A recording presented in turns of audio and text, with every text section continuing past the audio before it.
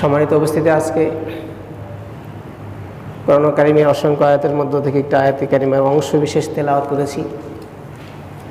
আল্লাহর কাছে এতটুকু ইচ্ছা রাখি, নিয়ত করি আল্লাহ পাক যেন সে বিষয়ের উপরে সংক্ষিপ্ত ধারণা দেওয়ার তৌফিক দান করেন। তো আসুন আমরা আলোচনায় যাবার আগে যে আয়াতে কারিমা তেলাওয়াত করেছি একটু মুক্তাসার তার তর্জমা এবং সূত্রটা জেনে নিই, তার আলোচনা বুঝতে আমাদের সুবিধা হবে। আল্লাহ রাব্বুল আলামিন প্রত্যেকটা জিনিস পৃথিবীতে জোড়ায় জোড়ায় সৃষ্টি করেছেন। প্রত্যেকটা জিনিস জোড়ায় জোড়ায় সৃষ্টি করেছেন। যেদিকেই আপনি তাকাবেন, প্রত্যক্ষভাবেই হোক পরোক্ষভাবেই হোক, সেখানে জোড়া আছে। তো আল্লাহ তাআলা আমাদের এই মানুষ জাতির মধ্যে দুই রকমের বৈশিষ্ট্য দিয়ে আল্লাহ পাক দুইটি জাতি, অর্থাৎ মানুষের মধ্য থেকে দুইটি জাতি, একটা নর একটা নারী সৃষ্টি করেছেন সম্পূরক হিসাবে। আল্লাহ রাব্বুল আলামিন জানেন যে মানুষের কাছে একাকিত্ব গ্রহণযোগ্য নয়, একাকিত্বে কোনো সিদ্ধান্তে আসা যায় না, এবং একাকিত্ব জীবন একটা মূল্যহীন জীবন, নতুন কিছু গড়া যায় না, সম্ভাবনার দ্বার বন্ধ হয়ে যায়। সেই কারণে আল্লাহ রাব্বুল আলামিন নর নারী সৃষ্টি করে পরস্পরের প্রতি পরস্পরের হক, দায়িত্ব, কর্তব্য কীভাবে পালন করতে হবে তার দিক নির্দেশনা দিয়েছেন। আমি উদাহরণত বলে থাকি, আমাদের মোটর সাইকেল আমরা চালাই, পিছনের চাকাটা বেশি গুরুত্বপূর্ণ, সামনেটা তত বেশি গুরুত্বপূর্ণ নয়। পিছনেরটার সঙ্গে ইঞ্জিনের সংযোগ রয়েছে, মানে সামনেরটা একটু সম্পূরক হিসেবে তৈরি করা হয়েছে।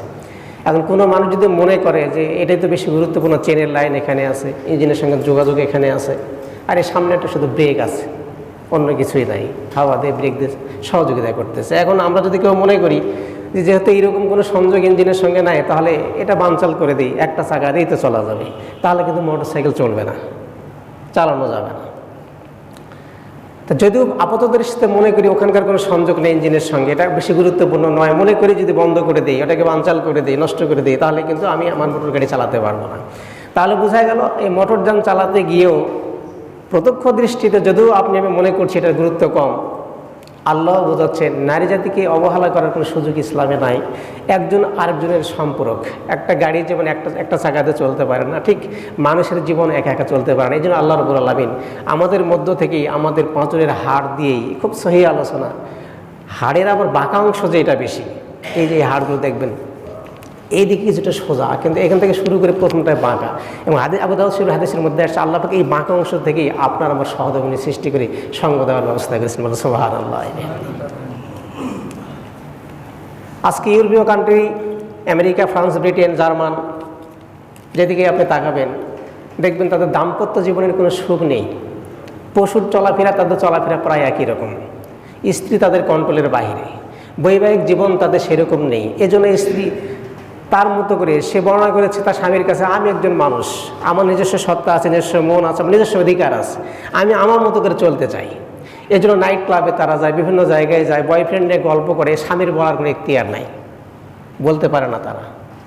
এজন্য তারা যখন আমাদের মুসলিমের সংঘবদ্ধ জীবন দেখেছে তখন তাদের খুব হিংসা হয়েছে। তারা ভেবেছে এইটা যে মুসলমানদের জীবন থেকে যদি এই সহধর্মিণী প্রীতি বা স্ত্রীর যে ভালোবাসা, স্ত্রীর যে অধিকার, এইগুলো যদি আমরা বন্ধ করে দিতে পারি, কৌশল করে তাদেরকে মাঠে নামাইতে পারি, ঘর ছাড়া করতে পারি, ঘরের বন্ধন থেকে তাদেরকে আমরা শিথিল করতে পারি, তাহলে তাদের জীবনে অশান্তি আসবে, আর অশান্তি এলেই আমাদের কাজগুলো সহজে উদ্ধার করা সম্ভব। বলে নাউযুবিল্লাহি মিন যালিক।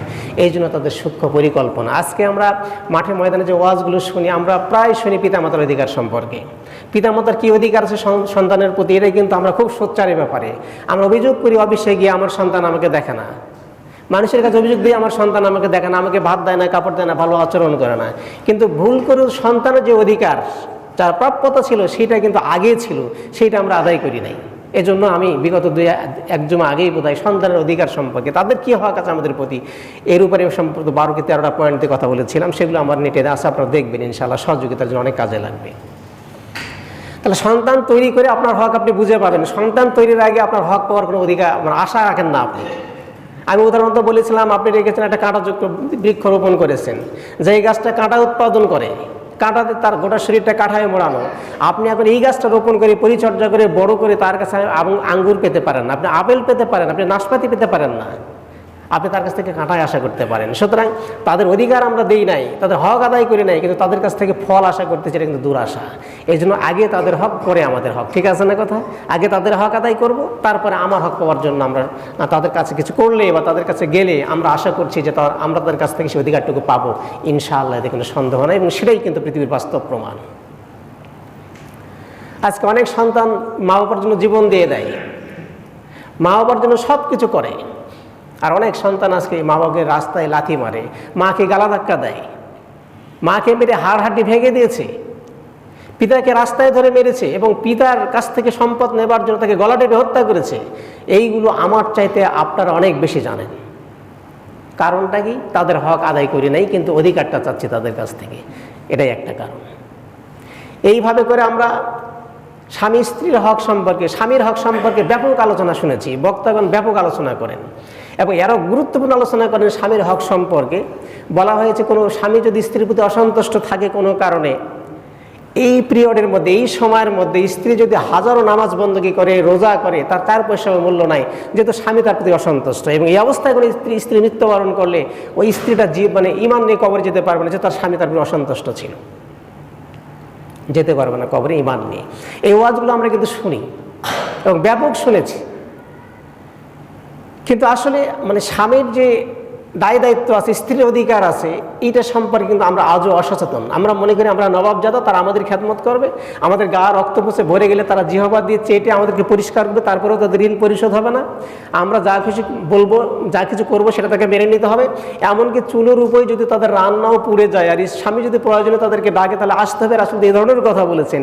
এইগুলো বলে বলে আমরা কিন্তু মানে বিরাট ফতুয়া ওড়াই তাদের বিরুদ্ধে, মানে গোটা মানে পৃথিবীতে এই ফতুয়াগুলো দিয়ে আমরা মানুষকে মনে করি স্বামীরাই সবচেয়ে বড়। আসলে আমরা তাদের অধিকার হক সম্পর্কে ন্যূনতম মানে চিন্তা ভাবনা করি না বলেই স্ত্রীরা আমাদের ভালোবাসে না, বা আমাদের এই দাম্পত্য জীবনে কলহ, বিদ্বেষ, তালাকের মতো এরকম জঘন্য ঘটনাও ঘটে। আসুন, আজকে আমার মূল প্রতিপাদ্য বিষয় হচ্ছে আমাদের তো হক আছে, আমরা তো জেনেছি, কিন্তু তাদের কি হক আছে আমাদের উপরে, সেই বিষয়ে মূল কথাগুলো তুলে ধরার চেষ্টা করবো। মা তৌফিক ইল্লা বিল্লাহ। সময়ের সংক্ষিপ্ত, অত্যন্ত সময়ের সংক্ষিপ্ততা, সেই কারণে আমি আয়াতে কারিমা তেলাওয়াত করেছি।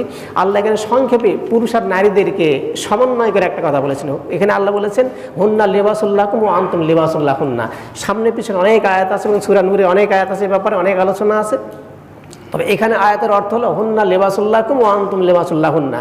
আল্লাহ বলছে পুরুষরা মহিলার গায়ের পোশাকের মতো, পুরুষরা মহিলার গায়ের পোশাকের মতো আর মহিলারা পুরুষের গায়ের পোশাকের মতো। অর্থাৎ ওরা আমাদের গায়ের পোশাকের মতো ভূমিকা পালন করে আর আমাদেরকেও ওদের গায়ের পোশাকের মতো ভূমিকায় পালন করতে হবে। এই যে পোশাক আমি পরে আসি, পোশাকের অনেক গুণ, এই পোশাকের অনেক গুণ। পোশাকের গুণ হলো যে আপনাকে পোশাক দেখে চেনা যাবে আপনি ভদ্র না অভদ্র। আপনার পোশাক আপনাকে মূল্যায়ন করবে, আপনি কোথায় বসতে পারবেন, কোথায় বসতে পারবেন না। আপনারা শেখ সাদী রহমতুল্লাহ আলাই, উনি একজন বিখ্যাত পারস্য কবি এবং আল্লাহর অলিদের স্তরের বড় অলিদের মধ্যে উনি একজন বড় অলি, বলেন সুবহানাল্লাহ বিহামদি। পোশাকের গুণে ওনার একটা আমি লেখা পড়েছিলাম, আমাদের সিলেবাসে ছিল, সম্ভবত 8-এ পড়েছি আমি। তো সেখানে আপনারাও জানেন, আপনারাও পড়েছেন। তো উনি একসময় রাস্তাতে হেঁটে যাচ্ছিলেন, তার সঙ্গে কিছু আমির উমরা ছিল, তার গায়ে জীর্ণ শীর্ণ পোশাক। তো রাস্তায় সে সময় মুসাফিরখানা থাকতো, মানুষের দাওয়াত, এই আতিথেয়তা সেই যুগ থেকেই ছিল। তো উনি যাচ্ছেন, আমির উমরার সাথে আছে। এখন দেখা গেল যে এক বাড়ির মালিক ধনী মানুষ, সে এই কাফেলার কাছে গিয়ে দাওয়াত করলো। দাওয়াত করার পরে সেখানে কিছু আমির ছিল, আমির বলা হতো সেই সময় শাসকদেরকে, যারা গভর্নর ছিলেন তাদেরকে। তো তাকেও দাওয়াত করলো, শেখ সাদী রহমতুল্লাহকে দাওয়াত করা হলো, বাসায় নিয়ে যাওয়া হলো। এখন দেখা যাচ্ছে যে খাবার পরিবেশন করা হচ্ছে, ভালো ভালো যে খাবারগুলো সেইগুলো ওই আমিরের প্লেটে দেওয়া হচ্ছে, আর তুলনামূলক যেগুলো খারাপ সেগুলোকে শেখ সাদী রহমতুল্লাহ প্লেটে দেওয়া হচ্ছে। উনি খুব অবাক হয়ে গেলেন, আসলে লোকটা তাকে চেনে না যে উনি কে। খুব অবাক হয়ে গেলেন যে একই সঙ্গে আসছে, একই মানুষ, কিন্তু আসলে তার গায়ে পোশাক ভালো, তাকে আমিরের মতো মনে হচ্ছে বলেই তার এই সমাদর, আর আমার গায়ে ছেঁড়া পোশাক বলেই আজকে আমার নসিবে ভালো খাবারও জুটতেছে না, বলেন সুবহানাল্লাহ বিহামদি। ওনার মনে খুব সাড়া ফেললো, খুব কৌতূহল জাগলো ওনার। উনি একজন কবি মানুষ, তো কবিরা তো গাছ দেখেই কবিতা লাগে, নদী দেখেই কবিতা লাগে, মানুষ দেখেই কবিতা লাগে, অনেক সুন্দর সুন্দর লিখতে পারে তারা। তো উনি ভাবলেন এমন অবস্থা হলো কেন, এই বিষয়টা একটু জানার দরকার, বোঝার দরকার। তো উনি ওনার কাজ সেরে সেই সময় খুব দামি পোশাক পরলেন, ফেরার পথে দামি পোশাক পরলেন, ওই বাড়ির দিয়ে কাজ দিয়ে আবার যেতে শুরু করলেন। তো ঠিক সেই দিনে সেই মালিক তাকে আবার দাওয়াত করেছে, বাসায় নিয়ে যাওয়া হলো, তাকে খেতে দেওয়া হলো। আজকে দেখা যাচ্ছে যে অপ্রত্যাশিতভাবে তার সামনে অনেক ভালো ভালো খাবার, সেগুলো তাকে পরিবেশন করা হচ্ছে। উনি হাসতেছেন খাবারগুলো দেখার পর, উনি খাচ্ছেন না, সেইগুলো না খেয়েই বরং খাবারগুলো তুলে তুলে বিভিন্ন পকেটে ঢুকাচ্ছেন উনি। সুবহানাল্লাহ ওয়া বিহামদিহি। জ্ঞানী মানুষের কথা তো, অনেক বড় জ্ঞানী মানুষ পকেটে ঢুকাচ্ছেন। তো বাড়ির মালিক যিনি, মেজবান যিনি, তিনি তাকাচ্ছেন, খুব অবাক হচ্ছেন। অবাক বিস্ময়ে তিনি বলতেছেন যে মথিক, আসলে তোমার তো এগুলো খাওয়া উচিত, তো দামি দামি কালিয়া কোপ্তা, মাছের মুড়ো ঘন্ট, এইভাবে অনেক কিছু করেছি, এগুলো খাওয়াবো বলে এবং আমার সোয়াব হবে বলে আমি এগুলো ব্যবস্থা করেছি, কিন্তু দেখতেছি তুমি খাচ্ছ না, এগুলো তোমার পকেটে ভরাচ্ছ কেন, কী কারণ? তুমি কি পাগল না আসলে সুস্থ মানুষ? তিনি একটু মুচকি হাসিতে বলছেন যে মালিক, আসলে আমি পাগল নই, আমি একজন সুস্থ মানুষ, আমি ভালো মানুষ। কিন্তু এইরকম আচরণ কেন? উনি বুঝালেন যে আমি কিছুদিন আগে, আপনার হয়তো মনে নাই, আমি সেই ব্যক্তি যে কিছুদিন আগে আপনারই মেহমান হয়েছিলাম, এই রাস্তা দিয়ে যাচ্ছিলাম, আমার সঙ্গে একজন আমির ছিল, আপনি আমাদেরকে ইনভাইট করেছিলেন এবং খাওয়ার পরিবেশন করে, মানে আমি দেখেছিলাম, আমি লক্ষ্য করেছিলাম আশ্চর্যের সঙ্গে যে ভালো খাবারগুলো আমিরের প্লেটে আপনি দিচ্ছিলেন, আমাকে ভালো দিচ্ছিলেন না। তো সেই সময় আমি আমার বিবেককে প্রশ্ন করেছি এমনটি হলো কেন। তো আমার বিবেকে ধরা পড়ছে যে আসলে আমার পোশাকগুলো জীর্ণ শীর্ণ, সে মনে করে আমাকে একজন পথিক ভাবা হয়েছে, একজন মুসাফির ভাবা হয়েছে, একজন ভিক্ষুক ভাবা হয়েছে, এই জন্য আমাকে ভালো দেওয়া হচ্ছে না, মনে করা হচ্ছে এতটুকুই তার প্রাপ্যতা। কিন্তু সেই আমিই আছি, কিন্তু আজকে আমার পোশাকগুলো খুব দামি। এই কারণেই আমি যখন দেখলাম যে সেই দিনের খাবার আজকের খাবারের মধ্যে বহু তফাৎ, আমি ধরে নিয়েছি যে এই খাবারগুলো আর আজকে আমার নসিবে নয়, আমার পাকস্থলীতে যাবে না, আমার উদরে যাবে না, বরং এগুলো আমার এই পোশাকেরই প্রাপ্যতা বলেই পকেটে ভর্তি করতেছি। বলেন সুবহানাল্লাহ ওয়া বিহামদিহি। তাহলে এখান থেকে যেটা বোঝানোর চেষ্টা করলাম, পোশাক দিয়ে আপনার ভদ্রতার পরিচয় আজকে হয়। আপনি বিশ্বাস না করেন, বাজে উঠবেন, আপনার গায়ে যদি টি শার্ট থাকে, প্যান্ট থাকে, তাহলে আপনার সিটটা ঠিকই হবে, মানে কন্ট্রাক্টর বা সুপারভাইজার আপনার সিট করে দেবে। আর সেই আপনি কিছুটা জীর্ণ শীর্ণ পোশাকে, আপনার বসার জায়গা দূরের কথা, আপনি সামনেও দাঁড়াতে পারবেন না, আপনাকে পিছনে একেবারে নিয়ে যায়, পিছনের সিটের কাছে দাঁড় করায় রাখবে। পোশাক দিয়ে এগুলো মাপা হয় অনেক ক্ষেত্রেই। কিন্তু তো আল্লাহ বলছেন হুন্না লিবাসুল্লাকুম আনতুম লিবাসুল্লাহুন্না, তোমরা পুরুষেরা নারীদের গায়ের পোশাকের মতো, নারীরাও পুরুষের গায়ের পোশাকের মতো। পোশাকের অনেক গুণ আমি বোঝাতে চাচ্ছিলাম, এই আলোচনা করতে গেলে অনেক সময় লাগবে আমার, আমি একটু এড়িয়ে যেতে চাই, যেহেতু আমি নারীদের হক সম্পর্কে আলোচনা করতে চাই। পোশাকে আরও বহু গুণ রয়েছে। আমাদের শীত থেকে পোশাক বাঁচায়, রোদের প্রতাপ থেকে, প্রচণ্ডতা থেকে পোশাক আমাদের রক্ষা করে। শীতের সময় আমরা এই শীত থেকে বাঁচি, গ্রীষ্মের সময় গরম থেকে বাঁচবার জন্য পোশাকের ব্যবহার। সৌদি আরবে মোটা মোটা কাপড়গুলো তারা ব্যবহার করে, এই মোটা কাপড়গুলো প্রোটেক্টর হিসেবে গায়ে থেকে সূর্যের কিরণ গায়ের মধ্যে ঢুকতে পারে না, এই রঞ্জন রশ্মি যেটা আছে সেটা ক্ষতি করতে পারে না বলেই এই মোটা পোশাকগুলো পরা হয়। এবং মোটা পোশাক আপনার শরীরকে সুস্থ রাখে, এই জন্য এই আর্মি ডিপার্টমেন্টে আমাদের ক্যাপ ব্যবহার করা হয়, ক্যাপ এই জন্য দেওয়া হয়, তাদের হেলমেট এই জন্য দেওয়া হয়। এটার উপরে গবেষণা করে দেখা হয়েছে বিশ্বনবী আজ থেকে 1500 বছর আগে ক্যাপ পরতেন, টুপি পরতেন, সৈন্যদেরকে পড়াতেন। তার মানে মাথা ঠান্ডা থাকে, মাথাকে হেড মানে মাথা, এই হেড যখন ভালো থাকে গোটা শরীর সুস্থ থাকে, সে সিদ্ধান্ত নিতে ভুল করে না। এই কারণে সেই যুগে আল্লাহ রাসূল সেই যুগে এই ক্যাপের প্রচলন করে সৈন্যদেরকে দিয়ে ঠান্ডা মাথায় যুদ্ধ করার জন্য এই নির্দেশ দিয়েছেন বলে ক্যাপ পরিয়েছেন। সেটা আজকে আমার রেওয়াজ হয়ে গেছে। সেখান থেকে গবেষণা করে আজকের ডিপার্টমেন্টগুলো, আজকে বিভিন্ন দেশের প্রশাসনিক কর্মকর্তারা এই ক্যাপগুলো ব্যবহার করে তাদের সৈন্যদেরকে সুস্থ রাখার ব্যবস্থা করে দিয়েছেন। মানে সুবহানাল্লাহ ওয়া বিহামদিহি। এইভাবে অনেক পোশাকের গুণ আছে। তার পুরুষেরা নারীদের গায়ের পোশাকের মতো, পুরুষেরা নারীদের গায়ের পোশাকের মতো ভূমিকায় পালন করবে। আসুন, এটা আল্লাহর কথা। এখন আমরা হাদিস থেকে একটু বিশ্লেষণ করি যে তাদের কি হক আছে আমাদের প্রতি, আর তাদের প্রতি যদি হকগুলো আদায় করি তাহলে আমাদের জীবনে কি সফলতা আসবে, যদি না আদায় করি তাহলে কি আসবে, সেই বিষয়ে আমাদের আজকে সংক্ষিপ্ত আলোচনা। আল্লাহ পাক যেন সঠিক আলোচনা করার এবং শোনার তৌফিক দান করেন এবং আমলের নিয়ত আলোচনা করার, শোনার তৌফিক দান করেন। সকলে বলছি আল্লাহুম্মা আমিন। সম্মানিত উপস্থিতি, প্রথমত যে হকগুলো আছে তাদের আমাদের উপরে, সেই হকগুলো নিয়ে আমি একটু আলোচনা করতে চাই। একটু আমার হয়তো ধারাবাহিকতার গরমিল হতে পারে, তো মূল কথাগুলো আমি তুলে ধরতে চাই। আমি কিন্তু এখান থেকে হাদিসগুলো কোট করতে পারি নাই, তার এগেইনস্টের ইনশাআল্লাহ আজিজ পরবর্তী আমি কোট করার চেষ্টা করবো। তবে আজকে মোটামুটি এই 19টা বিষয়ের উপর আমি কথা বলবো সংক্ষিপ্ত আকারে, 2-1টা করে উদাহরণ দিয়ে যতদূর পারি ইনশাআল্লাহ চেষ্টা করবো আলোচনা তৌফিক দান করে। সকলে বলছি আল্লাহুম্মা আমিন। আমাদের উপরে নারীদের যে হক আছে সেটার ধারা বা সেইটার বৈশিষ্ট্য, মানে সেইটার সংখ্যা মোটামুটি 19টা হক আছে নারীদের আমাদের উপরে, আমাদের স্ত্রীদের আমাদের উপরে, সে হকগুলো আদায়ের চেষ্টা করবো। সেগুলো কি? 1 নম্বরে বলা হয়েছে, আল্লাহ বলছেন ওয়াশিরুনা বিল মারুফ, সূরা নিসার আয়াত। এখানে আল্লাহ বলছেন তাদের সঙ্গে 1 নম্বরের হক হচ্ছে তারা আমাদের কাছ থেকে পাবে, আমরা দিব, সেটি হলো সৎভাবে জীবন যাপন করতে হবে তাদের সঙ্গে, সৎভাবে। এটা ইবাদতের অর্থ। সৎভাবের ব্যাখ্যা আসে বিভিন্ন হবে। সৎভাবের অর্থ হলো এরকম যে শেয়ার করতে হবে তার সঙ্গে, সংসারের ভালো মন্দ নিয়ে তার সঙ্গে শেয়ার করতে হবে, তার কথাকে মূল্যায়ন করতে হবে, তার কাছ থেকে পরামর্শ চাইতে হবে এবং তার অপছন্দ পছন্দের বিষয়টাকে অত্যন্ত সূক্ষ্মতার সঙ্গে গবেষণা করতে হবে। এটা হলো সৎভাবে জীবনযাপন করা। 1 নম্বরের হকই হচ্ছে সৎভাবে জীবনযাপন করতে হবে। আপনি বাসায় আসলেন, আচ্ছা আপনার সিদ্ধান্তে চূড়ান্ত, আপনার স্ত্রীর সঙ্গে মানে সিদ্ধান্তের কোনো প্রয়োজন নাই, মতামতের কোনো প্রয়োজন নাই, এটাকে সৎভাবে বলা হচ্ছে না। আপনি আসবেন, সে আপনার পরিবারের একজন মেম্বার এবং গুরুত্বপূর্ণ মেম্বার, আপনি তার সঙ্গে শেয়ার করবেন, ভালো মন্দ সব কিছুতে শেয়ার করবেন, কারণ আল্লাহ পাক এই দায়িত্ব অর্পণ করেছেন আপনার উপরে। এবং সফলতার চূড়ান্ত শীর্ষে পৌঁছাবার জন্য স্ত্রীর সিদ্ধান্তের কোনো বিকল্প নাই, বলেন সুবহানাল্লাহ।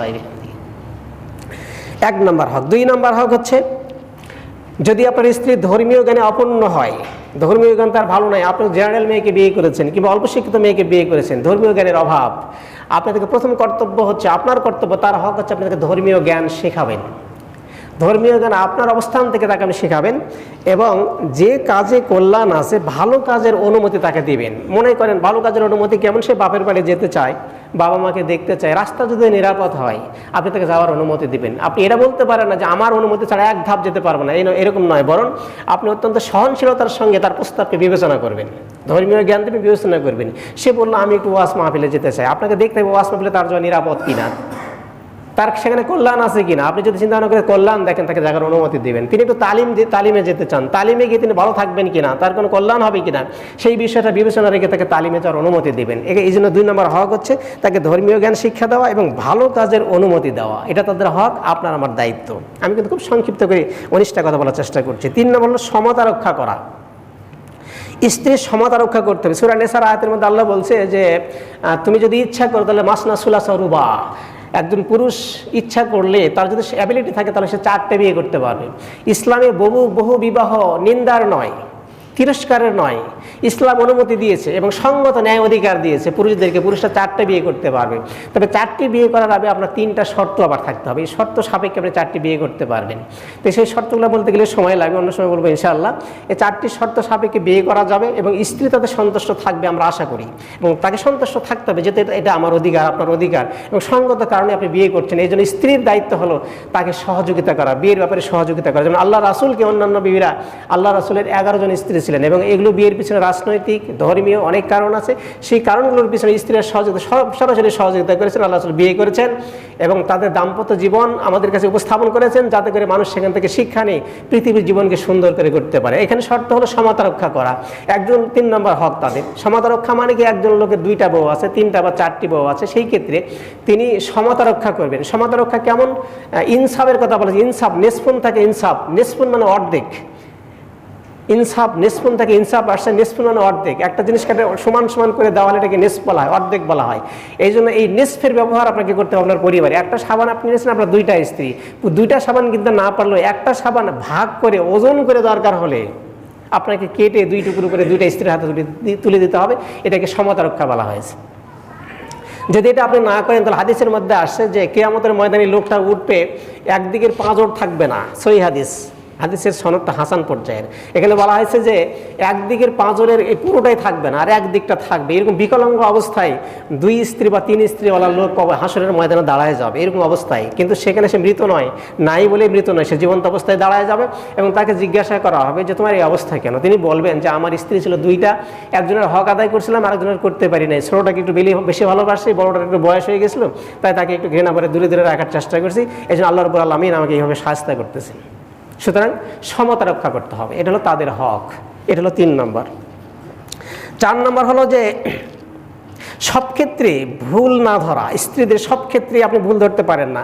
তরকারিতে লবণ একটু কম হয়েছে বা বেশি হয়েছে, ভুল ধরতে নিষেধ করা হয়েছে। আল্লাহ রাসূল এরকম অনেক খাদ্য খেয়েছেন। দেখা গেছে যে হযরত আয়েশা সিদ্দিকা বর্ণনা করছেন, অনেক সময় আমার তরকারি কাঁচাও থাকতো, রুটি কাঁচা থাকতো, ভেতরে সেদ্ধ হতো না। হুজুর খেতেন আর হাসতেন, বলে আলহামদুলিল্লাহ পড়তেন। তো আমি একটু মুখেতে দেখতাম যে কেমন জানি মানে বিস্বাদ মনে হচ্ছে। তো আমি জিজ্ঞাসা করতাম, ইয়া রাসূলুল্লাহ, ইয়া হাবিবাল্লাহ, আপনি শুকরিয়া আদায় করেছেন, মনটা খুব খুশি, এই খাদ্য খাওয়ার পরে এমন অবস্থায় কেন? আমাকে একটু গালি দিতে পারতেন। আয়েশা তখন হুজুর বলতেন যে আয়েশা, এইটুকু তুমি খারাপ করেছো, কিন্তু তোমার মধ্যে হাজারো গুণ আছে, অনেক সুন্দর গুণ আছে। একটা বিষয় তোমার খারাপ হয়েছে, হাতের রান্না খারাপ তো হতেই পারে, সেই ক্ষেত্রে তো মন খারাপ করার আমার কিছু নেই, বরং এমনটি হবেই। আর আমি যদি এই বিষয়ে উদারতা না দেখাই, আমার উম্মত তো শিখবে না বলে এইটুকু ছাড় দিয়েছি। বলেন সুবহানাল্লাহ বিহামদি। সব ক্ষেত্রেই ভুল ধরা যাবে না, স্ত্রী ভুল ধরবে না। আসলে আমি আগেই বলেছি, হাড়ের যে মূল বাঁকা অংশ সেখান থেকে তাদেরকে বানানো হয়েছে। তো আল্লাহ রাসূল সাল্লাল্লাহু আলাইহি ওয়াসাল্লামের কাছে এক সাহাবী আসলো, সে বলল, ইয়া রাসূলুল্লাহ, হাড় বাঁকা, স্ত্রী তো বাঁকা, তাহলে তাদের ব্যাপারে আমাদের ভূমিকা কি, তাদেরকে কি করবো? তো হুজুর বললেন, হাদিসের ইবারতের অর্থটা এরকম, বলছেন যে এটাকে যদি তুমি টান দিয়ে সোজা করতে চাও তাহলে ভেঙে যাবে, আর যদি আবার ওই অবস্থায় ছেড়ে দাও বেশি বাঁকা হবে, সমস্যা বেড়ে যাবে। তো সাহাবায়ে কেরাম বললেন, ইয়া রাসূলুল্লাহ, তাহলে আমাদের করণীয় কি? তো বলছে, অনসাহ, বেশি বেশি উপদেশ দাও, বেশি বেশি উপদেশ দাও, ফিরে আসবার জন্য তাদেরকে চেষ্টা করো, কোরআনের কথাগুলো শোনাও, হাদিসের কথা শোনাও, ভালো উদাহরণগুলো দিয়ে দিয়ে তাদের মাথাটাকে ধলাই করার চেষ্টা করো, যাতে করে তারা বুঝতে পারে। যদি না আসে, অদ্রিবহন্না, সেই ক্ষেত্রে তাকে মারতে পারো। অদ্রিবহন্নার অর্থ হলো হালকা প্রহার করতে হবে। আমি সেই ব্যাখ্যাটা পরে দেবো ইনশাআল্লাহ, অদ্রিবহন্নার ব্যাখ্যা কি সেটা পরে আসবে। তো এইভাবে হুজুর বলেছেন যে তারা যেহেতু বাঁকা হাড়ে তৈরি, সেই ক্ষেত্রে তাদের ব্যাপারে সব ক্ষেত্রেই ভুল ধরা যাবে না, ভুলগুলিকে স্যাক্রিফাইস করতে হবে।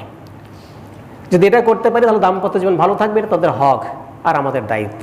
এগুলো কিন্তু আমরা করি না, ছোটোখাটো ভুলের কারণে অনেক সময় আমরা দেখেছি যে স্ত্রীকে আমরা একটা ঘুষি মারছি, সে আবার নাকের ডগায় নাকটাই ফেটে গেছে। আবার অনেকে আমরা একটা হাতের কাছে যা পাইছি সেটাতে বাড়ি মারছি, হাতের হাড়টাই ভেঙে গেছে। এরকম দৃষ্টান্ত আমাদের সমাজে অনেক আছে।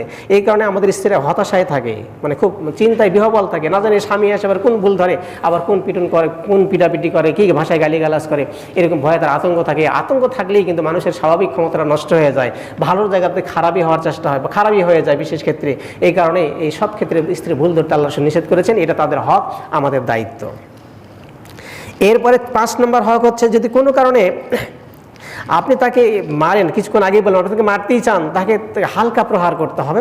এবং এই প্রহার করার ক্ষেত্রে তার চেহারায় কখনো আঘাত করা যাবে না, চেহারায় মারা যাবে না, এবং তাকে খারাপ ভাষায় গালিগালাজ করা যাবে না। এইটা তাদের হক। আমরা এখন তো মারি তো মানে অনেক মারি, যে মারের কারণে দেখা যায় স্ত্রীকে মেডিকেলে পাঠাতে হয়, অনেকে আবার মরেও যায় মার খেয়ে। আর এখন তো গলা টিপে হত্যা করাটাই আমাদের তো মানে টেন্ডেন্সি হয়ে গেছে সবার কাছে, এমনটি করা যাবে না। এবং গালি দিলে তো 14 গোষ্ঠী গালি দিই, মানে স্ত্রীকে মানে শালির পেটি শালি বলে দেখা যায় যে এমন, মানে গালিটা আমার স্ত্রীর উপরে পড়লো না, বরং আমার শাশুড়ির উপরে গিয়ে শালির পেটি শালি মানে কি, আর স্ত্রীও শালি ওও শালি, এরকমটি বোঝায়। এইভাবে করে 14 গোষ্ঠীকে গালি দেই, এটা তার হক নষ্ট করি, তার অধিকার নষ্ট করি। আল্লাহ রাসূল বলেছেন যে গালি দিতে হলেও শালীন ভাষায়, ভদ্র ভাষায় আপনি তাকে গালাইতে পারেন, কোনো অবস্থাতেই তাকে আপনি চেহারায় মারতে পারেন না এবং খারাপ ভাষায় গালি দিতে পারেন না, তাতে তার হক নষ্ট হয়, মানবতার খেলাপ হয়। আল্লাহ রাসূল মানবিক ছিলেন, ইসলাম মানবিকতার ধর্ম, সেই কারণেই এইটা তাদের হক আর আমাদের কর্তব্য, দায়িত্ব পালন করতে হবে। এইটা হচ্ছে আপনার 5 নম্বর। 6 নম্বর হচ্ছে স্ত্রীর সাথে মাঝে মাঝে গল্প করা। স্ত্রীর সঙ্গে মাঝে মাঝে গল্প করেন, সবগুলোর বিপক্ষে ক্যাটাগরিতে হাদিস দলিল আছে, কিন্তু আমি নোট করতে পারি না সময় স্বল্পতার কারণে। মাঝে মাঝে গল্প শোনাবেন, ভালো লোকের গল্প শোনাবেন, ভালো মানুষের জীবনী শোনাবেন। আল্লাহ রাসূল স্ত্রীদেরকে ডাকতেন, কাছে ডেকে বলতেন, আমি কি তোমাদেরকে গল্প শোনাবো না? তো স্ত্রী বলো, হ্যাঁ ইয়া রাসূলুল্লাহ, অবশ্যই শোনাবেন। তিনি তখন নবীদের গল্প শোনাতেন, আগের নবীদের কার কটা স্ত্রী ছিল, তিনি কীভাবে হক আদায় করেছেন, তার স্ত্রীরা কী ব্যবহার করেছে, স্ত্রীরা কোন ক্ষেত্রে রাগ করেছে, এই গল্পগুলো শোনাতেন।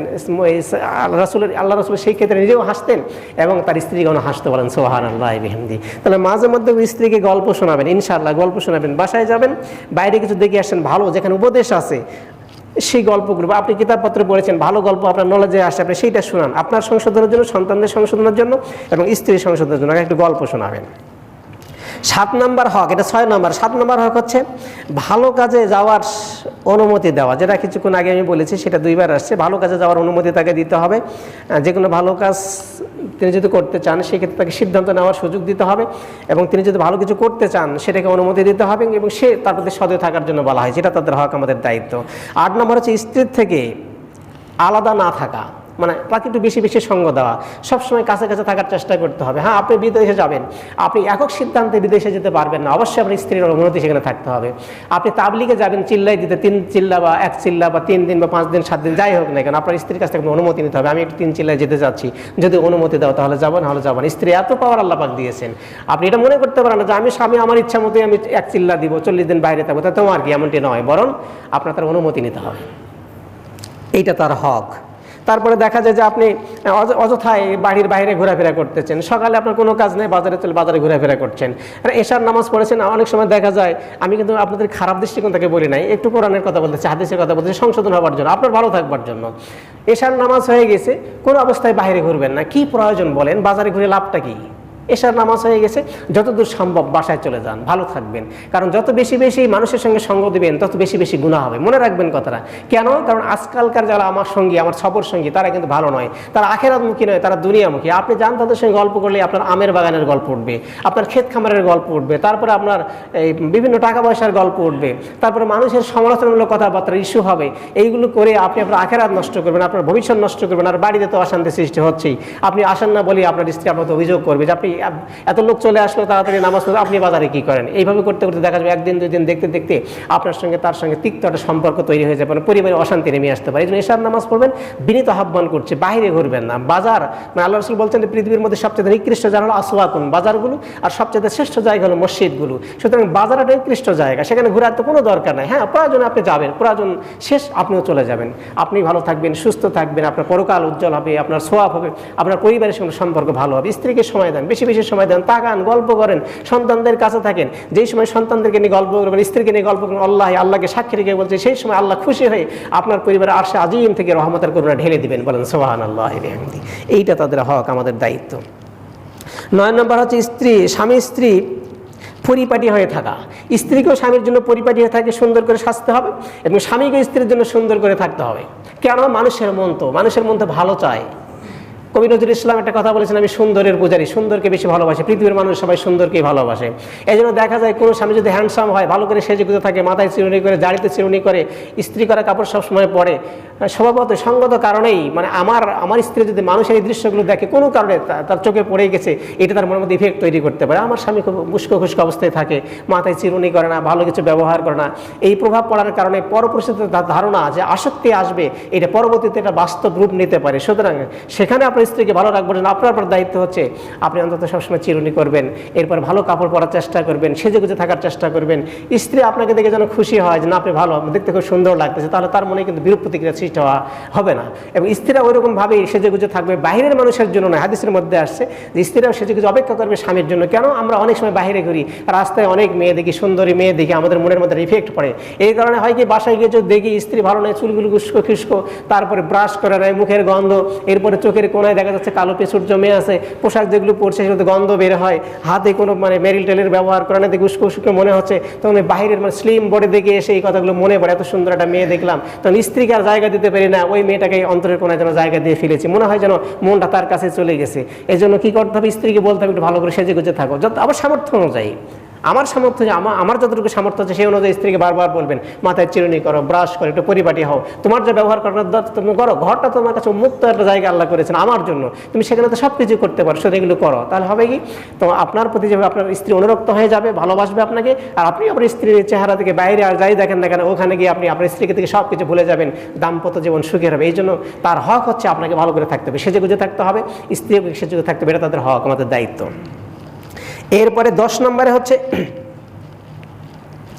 স্ত্রীকে সময় দেওয়া, যেটা কিছুক্ষণ আগে বললাম, স্ত্রীকে সময় দিতে হবে। স্ত্রীকে সময় দিতে চাই আমরা, যেটা আগেও বলেছি, স্ত্রীকে সময় বেশি বেশি সময় দিবেন, বেশি বেশি সময় দেওয়ার চেষ্টা করবেন, তাকে সহযোগিতা করবেন বিভিন্নভাবে, কাছে থাকার চেষ্টা করবেন, এটা তাদের হক, আমাদের দায়িত্ব। এরপর হচ্ছে 11 নম্বর, স্ত্রীর সাথে বৈধ বিনোদন করতে হবে। স্ত্রীর সঙ্গে বৈধ বিনোদন, সেটা বাসার মধ্যে অথবা বাহিরে। বৈধ বিনোদন আল্লাহ রাসূল করেছেন, আমরাও করবো। বিনোদনের অনেক কিছু আছে, আমরা টিভি থেকে খারাপ থেকে, আমাদের মোবাইল থেকে খারাপ জিনিস নিয়েও আমরা অসুস্থ বিনোদন করতে পারি, আবার সুস্থ বিনোদনও করতে পারি।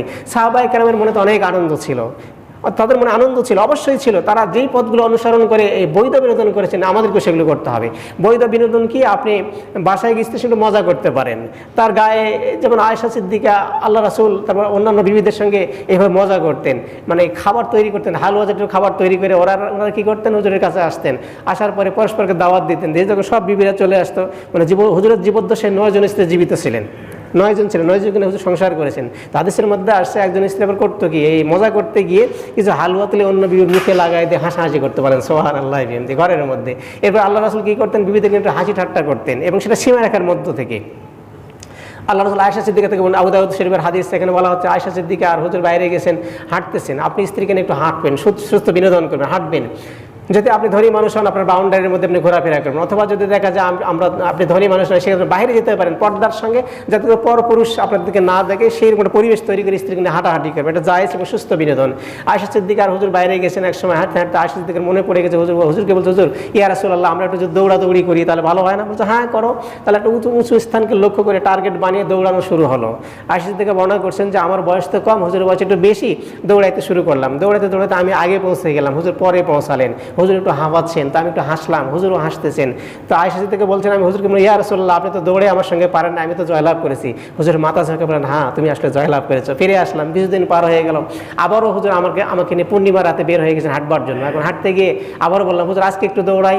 আয়েশা থেকে বর্ণনা করছেন, আজকে আবার দৌড় শুরু করলাম। তো উনি বর্ণনা করছেন, আমার শরীরটা একটু মুঠিয়ে গেছে, আমার বয়সের কারণে একটু বয়স বেড়ে গেছে, শারীরিক অবস্থা একটু মানে ফিটনেসটা মোটা হয়ে গেছে, আমি দৌড়াইতে পারলাম না বেশি। হুজুর আগে দৌড়াই গিয়ে সেই জায়গায় পৌঁছে গেলেন। হুজুর হাসতেছে না, আমার খুব রাগ হয়ে গেল। আমি একটু চেহারাটা লাল, হুজুর আয়েশা সিদ্দিকাকে হুমায়রা বলে ডাকতেন। হুমায়রা মানে লাল সুন্দরী, বাংলা অর্থ হচ্ছে লাল সুন্দরী। তো বলছে, ইয়া হুমায়রা, ডাক দিচ্ছে, ইয়া হুমায়রা কি হলো তোমার? মানে চেহারাটা রাগে লাল হয়ে গেছে। তো আয়েশা সিদ্দিকা সেদিন হাসতেছে না, খুব রাগ। হুজুর জয়লাভ করেছে, সে পরাজয় বরণ করছে। তো হুজুর বলছে, আয়েশা কেন রাগ করতেছো? সেই দিন দৌড়ায় তুমি জয়লাভ করছিলে, আজকে শুধুমাত্র প্রতিশোধটা আমি নিয়েছি, অন্য কিছু নয়। বলেন সুবহানাল্লাহ। দিয়ে একটা হাসি দিয়েছেন, আয়েশার রাগ মিটে গেছে। এইভাবে স্ত্রীকে নিয়ে সুস্থ বিনোদন করতে হবে। ঘরের মধ্যে আপনি ঘরের মধ্যে করবেন, সীমা রাখার মধ্যে করুন, এইটা তাদের হক, আমাদের দায়িত্ব। 12 নম্বর হচ্ছে স্ত্রীর প্রতি সুধারণা রাখা। স্ত্রীর প্রতি সুধারণা রাখা, আল্লাহ কোরআনে বলছেন যে ইয়া আল্লাযিনা আমানু ইস্তানিবু বাদা জান্নাহ, মানে বলছে যে তোমরা মানে বেশি বেশি ধারণা করা থেকে দূরে থাকো। কেন?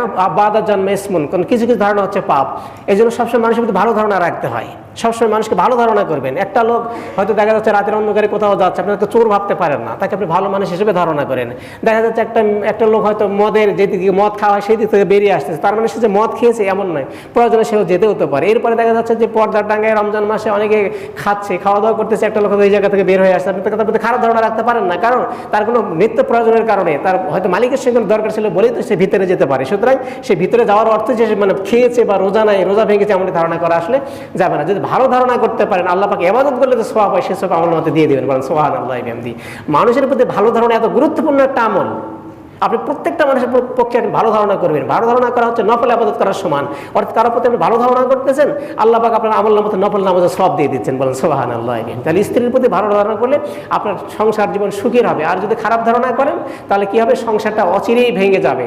কারণ মানুষের জীবনে সংশয় তৈরি হয় খারাপ ধারণার কারণে। আপনার স্ত্রী কোথাও মোবাইল করছে, আপনি দেখলেন, সেটা তার ভাইয়ের ফুফাতো ভাইয়ের কাছে করতে পারে, প্রয়োজনে করতে পারে, বা তার বাবার কাছে করতে পারে, কারো কাছে তো করতে পারে। তার মানে মোবাইল করলো বলেই মানে অন্য পরকে জড়িয়ে গেছে এমনটি কিন্তু ধারণা করা যাবে না। হ্যাঁ, যদি আপনার সন্দেহ হয়, সেটা নেশার মধ্যে আসছে, তাকে আপনি সংশোধন করতে পারেন।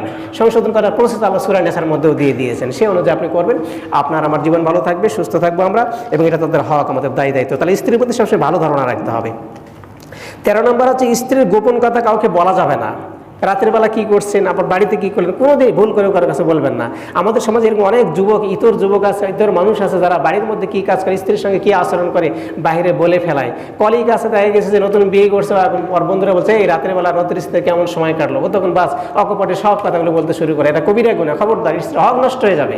আর এটা তার মানবাধিকার লঙ্ঘন হলো। আপনি তার কথাগুলো, তার গোপন কথাগুলো আপনি কারো কাছে বলতে পারেন না। রাতের বেলা আপনি যা করেছেন স্ত্রীকে নিয়ে, সেটা আপনার মধ্যে সীমাবদ্ধ থাকবে। এটা তাদের হক, এটা তাদের হক, আমার দায়িত্ব, আপনার দায়িত্ব, এটা পালন করতে হবে।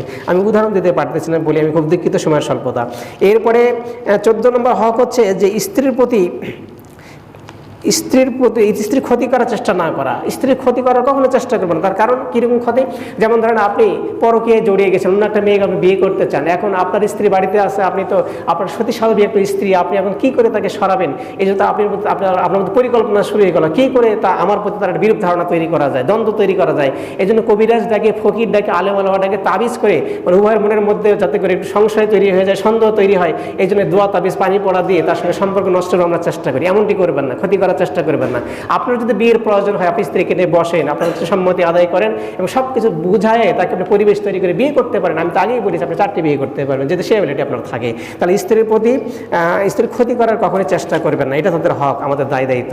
15 নম্বর হচ্ছে স্ত্রীর সাথে মাঝে মাঝে ভালোবাসার কথা মুখ দিয়ে প্রকাশ করবেন। মুখ দিয়ে ভালোবাসা, আমি তোমাকে খুব ভালোবাসি, এটা প্রকাশ করবেন। কেন? এটা তাদের হক। স্ত্রীকে ভালো রাখার এটা মানে মোক্ষম একটা হাতিয়ার। তুমি তাকে অনেক ভালোবাসো, সে জানে ভালোবাসে, কিন্তু আপনি মুখে বলবেন আর বেশি খুশি হয়ে যাবে। আল্লাহ রাসূল মুখে বলেছেন এবং কাজেও বাস্তবায়ন করেছেন। অনেক সময় খাদিজাকে বলছেন, খাদিজা তোমাকে খুব ভালোবাসি। কেন হুজুর আমাকে এত কেন বেশি ভালোবাসেন? বলছে তোমার সম্পদ দিয়ে আমি উপকৃত হয়েছি, ইসলাম উপকৃত হয়েছে, কোরআন উপকৃত হয়েছে, আমি তোমাকে ভালোবাসি, অন্তর দিয়ে ভালোবাসি। খাদিজা খুব খুশি হয়ে যেতেন। এই জন্য এটা সুন্নত, আপনি আপনার স্ত্রীকে বলবেন আমি তোমাকে অনেক ভালোবাসি, তোমার আসলগুলো আমার কাছে খুব ভালো লাগে, যে আমি তোমাকে খুব ভালোবাসি, তুমি 8-10টা মেয়ে থেকে সম্পূর্ণ আলাদা। এইভাবে বলবেন, দেখবেন আপনার স্ত্রী আপনাকে অনেক ভালোবাসবে, আপনার পরিবারে সুখ শান্তি নেমে আসবে। বেশি বেশি স্ত্রী তার হৃদয় উজাড় করে আপনার ভালোবাসা দিয়ে, তার ভালোবাসা দিয়ে সংসার ধরে রাখার চেষ্টা করবে। এটা তাদের হক, আপনার আমার দায়িত্ব। এটা হচ্ছে 15 নম্বর। 16 নম্বরে বলা হচ্ছে যে স্ত্রীর ভালোবাসা কর্মের মধ্যে প্রকাশ করতে হবে। কর্মের মধ্যে কেমন? সেটা কর্মের মধ্যে আপনি জানেন আপনার স্ত্রী একটু ঝালমুড়ি খাইতে বেশি ভালোবাসে কিংবা আইসক্রিম খাইতে বেশি ভালোবাসে, আপনার স্ত্রী কিন্তু আপনাকে বলে নাই, তারপরে বাজার থেকে ঝালমুড়ি নিয়ে চলে যাবেন, গোপনে গোপনে সারপ্রাইজ করবেন, দেখো তুমি যেটা ভালোবাসো তা আমি এনেছি আজকে তোমার জন্য। স্ত্রী পেয়ে খুব খুশি হয়ে যাবে, আসলে তো আমার স্বামী আমাকে খুব ভালোবাসে, আইসক্রিম নিয়ে আসছে, ঝালমুড়ি নিয়ে আসছে, 12 ভাজা নিয়ে আসছে, ফুচকা নিয়ে আসছে, যেটা সে খাইতে ভালোবাসে, মাঝে মধ্যে তার জন্য নিয়ে যাবে। এটা কর্মে প্রকাশ করা, এটাও সুন্নত, এটা তাদের হক, আমার দায়িত্ব, আপনার আমার দায়িত্ব। এটা যদি করেন আপনার স্ত্রী আপনাকে অনেক বেশি ভালোবাসবে। 16 নম্বর। 17 নম্বর হলো স্ত্রীর সাথে আন্তরিকতা রাখা এবং নাম পরিবর্তন করে রাখা। মাঝে মধ্যে আপনি স্পেশাল নাম ধরে, যখন আপনার ছেলেমেয়েরা সবাই অন্য রুমে চলে গেছে, ঘুমায় গেছে, তখন আপনি তার নাম পরিবর্তন করে একটু আনন্দ করে আন্তরিকতার সঙ্গে তাকে ডাকতে পারেন। যে কিছুক্ষণ আগে যখন বললাম আল্লাহ রাসূল আয়েশার নাম, আয়েশা সিদ্দিকা তার নাম, কিন্তু তাকে হুমায়রা করে ডাকতেন, নাম পরিবর্তন করে দিয়েছেন। তো আয়েশা সিদ্দিকা বলছেন ইয়া রাসূলুল্লাহ আমাকে হুমায়রা কেন বলছেন? বলছে তুমি রাগলে না আমার খুব ভালো লাগে, তুমি যখন রাগো, তুমি তো খুব ফর্সা মানুষ, রাগলি তোমার চেহারা রক্তিম হয়ে যায়, এই জন্য দেখা যায় তোমার চোখ মুখ সব লাল হয়ে যায়, লাল সুন্দরী হয়ে যাও, এই জন্য আমার খুব ভালো লাগে, তাই আমি তোমাকে হুমায়রা বলে ডাকি। এই জন্য আপনি আমার স্ত্রীকে স্পেশালি আপনার ঘরের মধ্যে নাম পরিবর্তন করে তার খুশির জন্য তাকে ডাকতে পারেন, এটা তার হক, আপনার আমার দায়িত্ব। এরপরে 18 নম্বর হচ্ছে ঘরের কাজে স্ত্রীকে সহযোগিতা করা। ঘরের কাজে সহযোগিতা করবেন। বাসায় আসছেন, কাজ নাই, আমার স্ত্রী কাজ করতেছে, তো রুটি বানাচ্ছে, একটু পানিটা এগিয়ে দিলেন, ওটা এগিয়ে দিলেন। স্ত্রী তরকারি রান্না করবেন, আপনি একটু তাকে সিস্টেম করে দিচ্ছেন, বাছাই করে দিচ্ছেন, এইটা করবেন, এইভাবে করে সহযোগিতা করবেন। আয়েশা সিদ্দিকা রুটি বানাইতেন, হুজুর খমিরি বানাই দিতেন। অনেক সময় হুজুর আল্লাহ রাসূল সাল্লাল্লাহু আলাইহি ওয়াসাল্লাম জুতা সেলাই করতেন বাড়ির মধ্যে, আল্লাহ রাসূল আয়েশা সিদ্দিকা সুতা কেটে দিতেন আর আল্লাহ রাসূলের জুতা সেলাই করতেন, এইভাবে সহযোগিতা করতেন এবং সব কাজগুলো বাড়ির মধ্যে সব স্ত্রীদের সহযোগিতা করতেন। এটা করা সুন্নাত, এটা তাদের হক। আপনি চলে আসছেন, বাইরে থেকে আসেন, সপ্তাহে একদিন আমরা ছুটি পাই, শুক্রবার দিন, সেই দিন বাড়িতে আছেন, সেই দিন একেবারে অকপটভাবে স্ত্রীর কাছে থাকবেন, তাকে সহযোগিতা করবেন, স্ত্রী খুব খুশি হয়ে যাবে, এটা তাদের হক, আপনার আমার দায়িত্ব। হচ্ছে 18 নম্বর। এরপরে সর্বশেষ দায়িত্ব 19 নম্বর, আমাদের দায়িত্ব তাদের হক হচ্ছে স্ত্রীর ভরণ পোষণের ব্যবস্থা করতে হবে। সবসময় আপনি যা খাবেন তাকে তা খাওয়াবেন, আপনার পছন্দ মতো, সে পছন্দ করবে এরকম কাপড় চোপড় ক্রয় করবেন। আপনার অ্যাবিলিটি আছে, আপনি ভালো পড়লেন, তার জন্য ভালো কিনলেন না, ইসলাম এখানে আপনাকে ঘৃণা করে, ইসলাম এটাতে আপনাকে এখান থেকে সরে থাকার জন্য সবসময় নির্দেশ দেয়। অর্থাৎ ইসলাম বলেছে তুমি যা খাবে তাকে তা খাওয়াবে, তুমি যা পড়বে সাধ্য মতো তাকে পড়ানোর চেষ্টা করবে। এই জন্য তাকে একটু ভালো, আপনার অ্যাবিলিটি অনুযায়ী ভালো পোশাক দেওয়ার চেষ্টা করবেন, ভরণ পোষণের ব্যবস্থা করবেন, সে যেগুলো খেতে চাই পছন্দ করে সেগুলো খাওয়ার আপনার সামর্থ্য অনুযায়ী তাকে খেতে দিবেন। এই হকগুলো স্ত্রীর হক, আমাদের দায়িত্ব। তো আসুন এই সবগুলোর বিপক্ষে একটা করে হাদিস আছে, উদাহরণ আছে, সময় স্বল্পতার জন্য দিতে পারি নাই, তবে এই 19টি হক যদি আমরা স্ত্রীর প্রতি আদায় করতে পারি, গিভ অ্যান্ড টেক একটা কথা আছে, যে কিছু পেতে হলে কিছু দিতে হয়।